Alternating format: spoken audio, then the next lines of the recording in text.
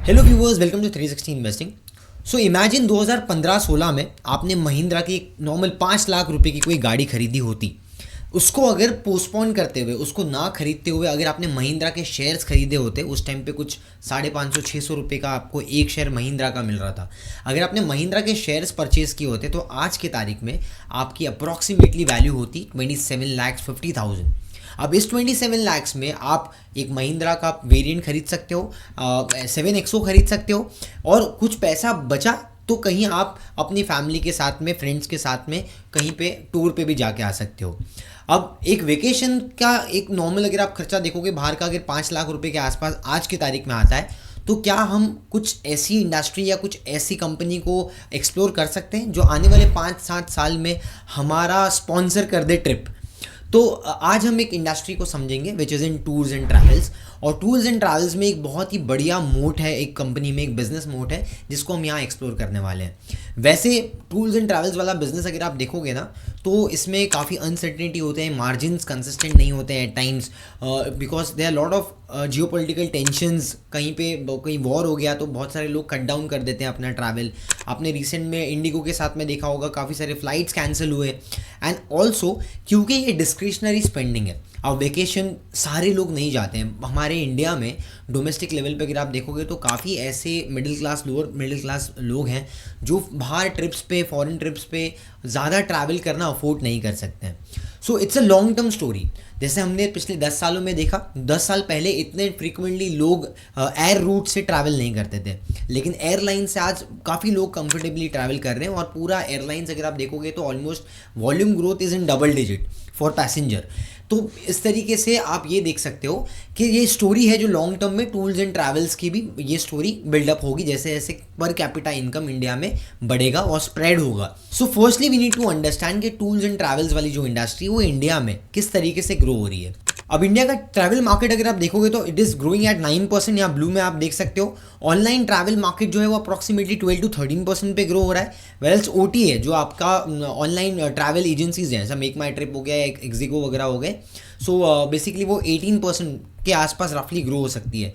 अब FY23 में 54% का आपका अगर आप कंट्रीब्यूशन देखोगे, that was through online travel market, that is expected to grow at 65%।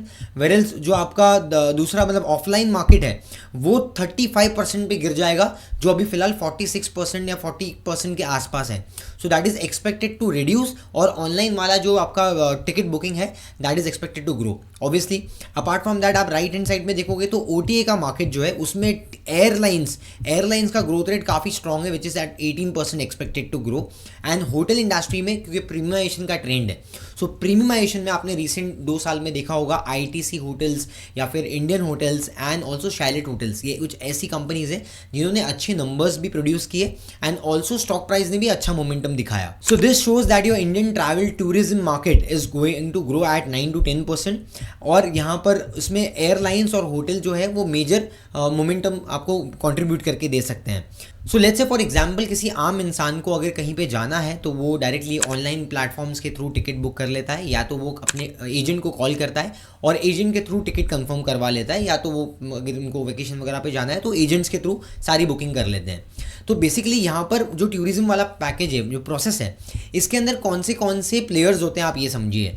अब यहाँ पर अगर आप देखोगे रेवेन्यू ऑफ बुकिंग टिकट्स या स्प्लिट करोगे इसको, तो यहाँ पर कंट्रीब्यूशन रिटेल ट्रैवल एजेंट्स का सबसे ज़्यादा है, विच इज़ अप्रॉक्सीमेटली 60-70%। और ये कोर वॉल्यूम ड्राइवर है इस इंडस्ट्री का, एजेंट्स के थ्रू टिकट बुकिंग का।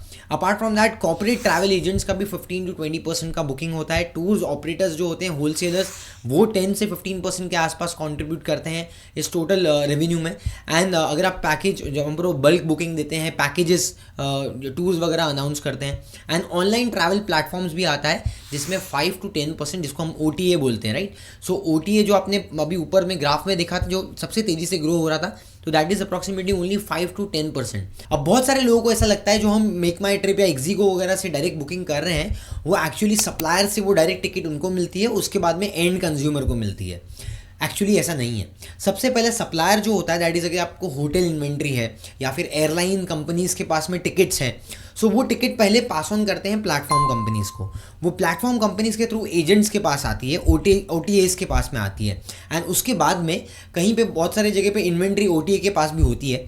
अब उसके अलावा अगर आप देखोगे तो डायरेक्टली एंड कंज्यूमर के पास आता है। So it is not that हम डायरेक्टली जो एजेंट के थ्रू टिकट्स हमें मिल रही है वो एक्चुअली डायरेक्ट सप्लायर से ले रहा है, ऐसा नहीं है। इसके बीच में एक प्लेटफॉर्म कंपनी का रोल प्ले आता है, और उसी प्लेटफॉर्म कंपनी के अंदर एक बहुत बड़ी अपॉर्चुनिटी है जो मुझे लगता है कि आज स्मॉल कैप कंपनी, इस कंपनी के बारे में कोई जानता नहीं है, लेकिन आने वाले 5 साल 10 साल अगर मैं ब्रॉडर पिक्चर देखता हूँ, इंडिया जिस तरीके से ग्रो हो रहा है, काफ़ी सारे लोग ट्रैवलिंग को प्रेफर कर रहे हैं, तो मुझे लगता है कि ग्रोथ अपॉर्चुनिटीज़ यहाँ पर दिख सकती है।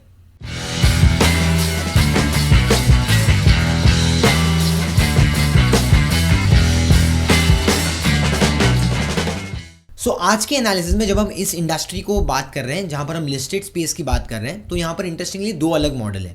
एक B2B कैटेगरी में कंपनी ऑपरेट कर रही है, एक B2C कैटेगरी में कंपनी ऑपरेट कर रही है। अब पहले हम B2B कैटेगरी की अगर हम बात करते हैं, तो यहाँ पर कंपनी किसके साथ में डील कर रही है? वो एंड कंज्यूमर के साथ में डील नहीं कर रही है। मतलब आम इंसान, आप और मेरी तरह जो इंसान है, उनको बुकिंग्स नहीं दे रही है। वो बुकिंग दे रही है एजेंट्स को। अपार्ट फ्रॉम दैट वो इन्वेंट्री दे रही है जो टूर्स एंड ट्रैवल्स कर रहे हैं, मतलब पैकेजेस वगैरह अनाउंस कर रहे हैं। Apart from that corporate bookings को वो डायरेक्टली और OTA प्लेटफॉर्म्स को वो इन्वेंट्री दे रही है। अब जैसे लेट्स से फॉर एग्जांपल हमने बात की थी इक्जिको, थॉमस कुक, राइट, ये सब जो कंपनीज हैं ये आपके OTA प्लेटफॉर्म्स हैं, और इन प्लेटफॉर्म्स को इन्वेंट्री प्रोवाइड कर रहा है B2B कैटेगरी वाला बिजनेस। सो B2B कैटेगरी में जो कंपनी आती है that is TBO tech. So TBO tech क्योंकि B2B कैटेगरी में, इसलिए it has a structural mode and it is not a cosmetic. अब बेसिकली स्ट्रक्चरल मोड क्यों है? बिकॉज यहाँ पर सप्लायर के साथ में इनका बहुत ही कोर रिलेशनशिप है। तो यहाँ पर आप देख सकते हो 1+ मिलियन ग्लोबल होटल चेन्स के साथ में इनका टाइप है। Apart from that global negotiated B2B supplier है ये।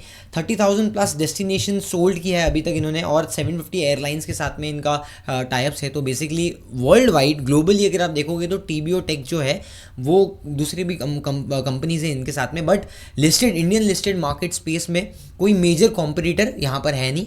अपार्ट फ्रॉम दैट एक रेट गेन मुझे ध्यान में आता है, लेकिन वो भी आपको सॉफ्टवेयर के थ्रू टेक्नोलॉजी एडवांसमेंट दे रहे हैं, और वो आपको प्राइस वेरिएशंस के अंदर जो एक लीड जनरेट करके देते हैं, जिसके थ्रू कंपनीज को बेनिफिट मिलता है। बार बार जो प्राइसिंग चेंज होता है ना as per the demand supply, सो उसका जो एक प्रोसेस है वो रेट गेन आउटसोर्स करता है। बट मेजरली डायरेक्टली जो सप्लाई है लेके B2B कैटेगरी से B2C कैटेगरी में देना, एंड कंज्यूमर को पास ऑन करना, ये TBO टेक कर रहा है लिस्टेड स्पेस में। सो अब TBO टेक का एक बार सप्लाई चेन देख लेते हैं कैसे ऑपरेट करता है। जैसे आप यहाँ इन्वेंट्री में देखोगे तो होटल्स का इन्वेंट्री है, देन एयरलाइंस है, रेंटल कार्स का है, बसेस का है, टूर्स का है। अपार्ट फ्रॉम दैट क्रूज वगैरह चलते हैं ना, वो भी पैकेज इसके अंदर आता है। तो ये सप्लायर है। अब ये सप्लायर से इन्वेंट्री लेता कौन है? Platform company, that is your TBO tech. अब TBO टेक क्या स्मार्ट डिस्ट्रीब्यूशन करता है, इनके पास बहुत सारे सप्लायर्स है, और ये AI को भी इंटीग्रेट कर रहे हैं अभी, जिसके थ्रू ये ज़्यादा बेटर इन्वेंट्री को मैनेज कर पाते हैं। तो यहाँ पर ये इन्वेंट्री जाती किसको है? जाती है थर्ड प्लेयर को, which is your travel agents. तो जैसे हमने स्टार्टिंग में बात किया, ट्रैवल एजेंट्स मैंने अलग अलग आपको कैटेगरीज बता दिए, एंड उसके अलावा ये एंड कंज्यूमर को बेची जाती है, विच इज़ नथिंग बट आम इंसान जो भी है। सो आम इंसान के जाने के बीच में एक प्लेटफॉर्म कंपनी का बहुत इंपॉर्टेंट रोल प्ले है। अब यहाँ पर एक कमीशन मॉडल में वर्क करते हैं। प्लेटफॉर्म स्केलेबिलिटी है बिकॉज टेक्नोलॉजी को यूज़ किया जा रहा है, एंड ऑल्सो एजेंट जो है that is lock in, because 1 lakh से प्लस एजेंट है इनके पास में। सो दैट मल्टीपल एजेंट्स, कोई 1-2 OTA, कोई 1-2 एजेंट्स के ऊपर TBO टेक डिपेंडेंट नहीं है। And apart from that global reachability काफ़ी अच्छी है, बिकॉज वर्ल्ड वाइड काफ़ी कंट्रीज़ के अंदर ये ऑपरेट कर रहे हैं। नाउ बिफोर गोइंग अहेड, जहाँ पर हम फाइनेंशियल्स देखेंगे और क्रूशियल लेवल्स, कंपनी के क्रूशियल लेवल्स देखेंगे कहाँ पर क्या हमें लग रहा है चार्ट्स के ऊपर, उससे पहले हम समझते हैं कि B2C वाली कैटेगरी जो कंपनी है that is your Ixigo, Thomas Cook, जिसका आपने रिसेंट में भी आप चार्ट देखोगे यहाँ पर, तो चार्ट्स उतने कुछ एनकरेजिंग नहीं है। प्राइस कंटिन्यूसली नीचे ही जा रहा है, एंड ये इसलिए भी होता है बिकॉज टूर्स एंड ट्रैवल्स वाला जो बिजनेस इंडस्ट्री है ये बहुत ही सिक्लिकल बिजनेस है। जैसे हमने होटल चेन में देखा 2-3 साल में अंडर परफॉर्मेंस था, कोविड के बाद में भी, लेकिन 2022-23 के बाद से थोड़ा अच्छा मोमेंटम आया पिछले 1-1.5 साल। तो वैसे ही इस इंडस्ट्री में क्या होता है कि भाई कंसिस्टेंसी ऑफ अर्निंग्स नहीं होती, कभी कभी मार्जिन बहुत फ्लक्चुएट करते हैं, कहीं कभी कभी आप कंपनीज देखोगे they struggle to make cash flows, so cash flow बनाना भी consistency of cash flow is also missing.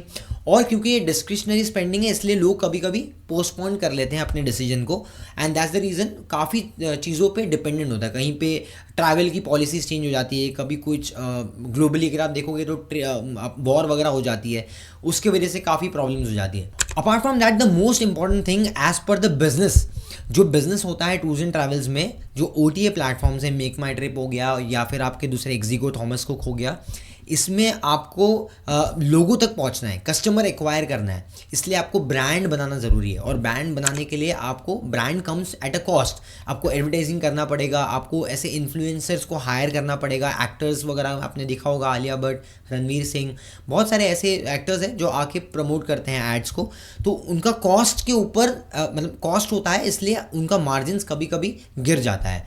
And दूसरी चीज़ ये है कि आपको हमेशा ही रेलिवेंट होना पड़ेगा, प्राइस कॉम्पिटिटिव होना पड़ेगा, तो बहुत ज़्यादा मार्जिन्स नहीं आप बना सकते हो। So now let's do peer to peer analysis. यहाँ पर हमने तीनों कंपनी लिया है, TBO tech, Ixigo and Thomas Cook. कुछ 13,000 करोड़ की कंपनी है TBO टेक, 7,800 करोड़ आपका एक्जिगो है, और थॉमस कुक 5,000 करोड़ का मार्केट कैप है। अगर आप इसको यहाँ पर देखते हो ROCE, जिसको हम बोलते हैं कि कैपिटल एम्प्लॉयड के ऊपर कितना रिटर्न्स बना रही है company, right.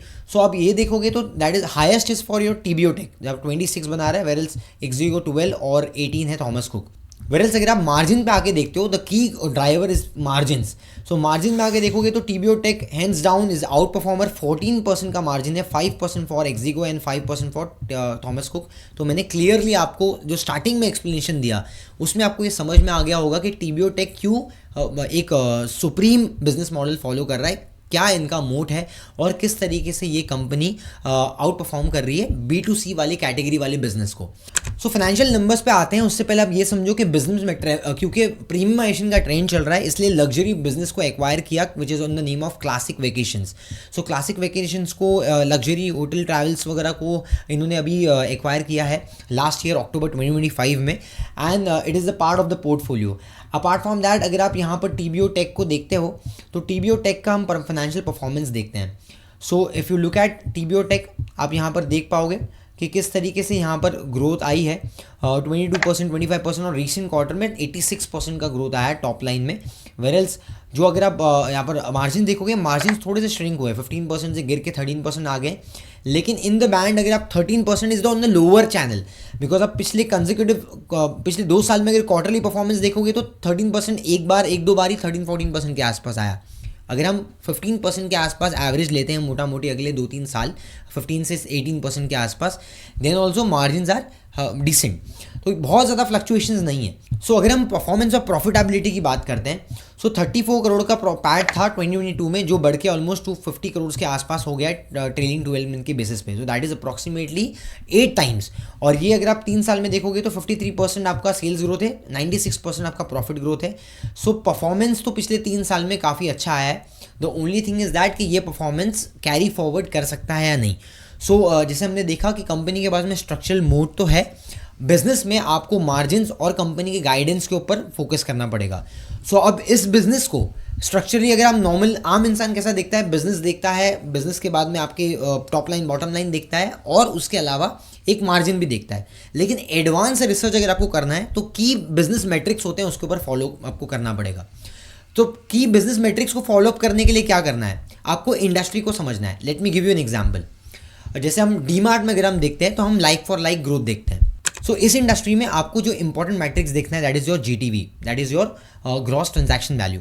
Gross transaction value अगर आप देखोगे पिछले 3-4 साल में 3,000 से बढ़ के अप्रॉक्सीमेटली 30,000 हो गया, 10 टाइम्स। वेरल्स अगर 2022 में देखोगे सो 10,000 था, वहाँ से बढ़ के 30,000 हो गया। एक और interesting metric, that is your aggregate take rate.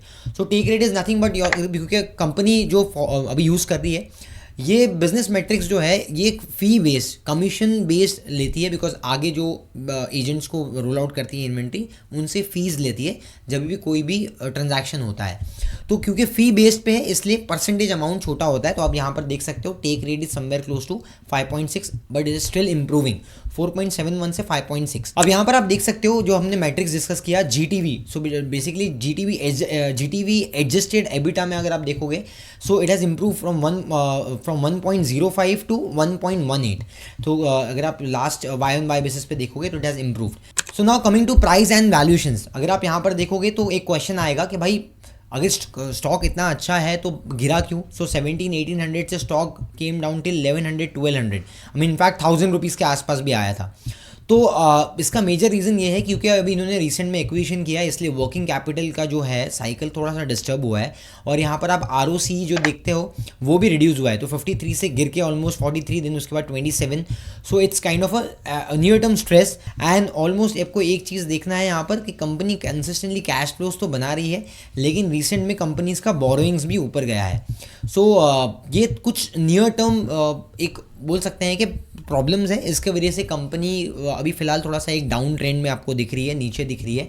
And इसके वैल्यूएशंस भी थोड़े से करेक्ट हुए हैं, बिकॉज अगर आप P मल्टीपल पे इसको वैल्यू करते हो, क्योंकि ये कैश फ्लोज कंसिस्टेंट है कंपनी के पास में और बहुत ज़्यादा लेवरेज बिजनेस नहीं है, B2B कैटेगरी में ऑपरेटिंग लेवरेज अच्छा है एंड असेट लाइट मॉडल भी है। तो बेसिकली यहाँ पर आप देख सकते हो 83 से गिर के ऑलमोस्ट 55 के आसपास आया है इनका price to earnings.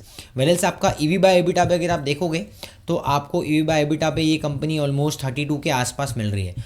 So going forward मुझे लगता है कि अगर हम यहाँ से जो ग्रोथ है एक टॉप लाइन में अगर 50% उसको अगर डिस्काउंट करते हुए 30% के आसपास भी अगर हम ग्रोथ एक्सपेक्ट करते हैं, तो मुझे लगता है कि यहाँ पर आने वाले टाइम में अगर फॉरवर्ड में FY28 में आपको स्टॉक ये वैल्यूएशन वाइज 25 से 30 P मल्टीपल के आसपास मिलता है, तो मुझे लगता है कि बहुत अच्छा एक सिनेरियो क्रिएट हो जाएगा। So this company is a recently listed company, small cap company है, लेकिन यहाँ पर ये प्राइस डायमेंशन में आप देख सकते हो ये डबल सपोर्ट फॉर्मेशन हो गया है। यहाँ पर एक बार पहले भी स्टॉक 1000 रुपीज़ के आसपास आया था, वहाँ से 1700 गया, फिर वहाँ से वापस से सेकेंड टाइम ये 1000 लेवल्स के आसपास आया, अभी वापस से ऊपर जा रहा है। सो आपको इंडिविजुअली इसको टाइम करना पड़ेगा। And apart from that one more thing is कि यहाँ पर कंपनी का अभी मतलब ओवर सोल्ड जोन से मतलब एक ऊपर की ट्रेजेक्टरी में जा रहा है, न्यूट्रल जोन में जा रहा है। सो रेंज शिफ्ट अभी तक पूरी तरीके से हुआ नहीं है। रेंज शिफ्ट क्या होता है, ट्रेडिंग स्ट्रैटेजीज क्या होती है, ये समझना है तो टेक्निकल का प्लेलिस्ट पूरा बना के रखा है, वो आप एक्सप्लोर कर सकते हो। और हमारा काम ही है रिसर्च करना, because in last 10 years being a research analyst हमने काफ़ी मार्केट में रिसर्च किए हैं और काफ़ी सारे एनालिसिस आपके साथ में शेयर किए हैं अलग अलग इंडस्ट्री के ऊपर। सो सेक्टर एनालिसिस देखना है तो वो भी आप इस चैनल पे एक्सप्लोर कर सकते हो। सो टाइम टू टाइम हम ऐसी डिटेल रिसर्च शेयर करते रहते हैं हमारे क्लाइंट्स के साथ में भी, और यूट्यूब पे भी कुछ केस स्टडीज़ आप लोगों के लिए लेके आते रहेंगे। तो ऐसे ही और वैल्यूएबल रिसर्च कंटेंट के लिए आप हमें सब्सक्राइब कर सकते हो। और ये वीडियो में अगर आपको अच्छा लगा है, कुछ भी वैल्यूएबल इनपुट्स मिले, do share this video with friend family members, उनको भी अच्छा अपॉर्चुनिटी मिलेगा। Hit the like button and also कुछ भी डाउट्स हैं तो आप कमेंट्स में हमें पूछ सकते हो। रिसर्च इनसाइट्स के लिए और फ्री में हमारे साथ में जुड़े रहना चाहते हो तो 360 इन्वेस्टिंग का टेलीग्राम चैनल है, लिंक आपको डिस्क्रिप्शन में मिल जाएगी, वहाँ पर वो भी आप ज्वाइन कर सकते हो। वहाँ पर काफ़ी रिसर्च अपडेट्स हम पोस्ट करते हैं। उसके अलावा 360investing.in हमारी ऑफिशियल वेबसाइट है, यहाँ पर हम ब्लॉग्स लिखते हैं, वेबिनार्स करते हैं फ्री में, तो आप उनके साथ में भी हमारे साथ में जुड़ सकते हो उसके थ्रू। सो मिलते हैं एक नेक्स्ट वीडियो में एक नई एनालिसिस के साथ में। Till then keep learning, keep growing with 360 investing, because hope is not a strategy. Thank you.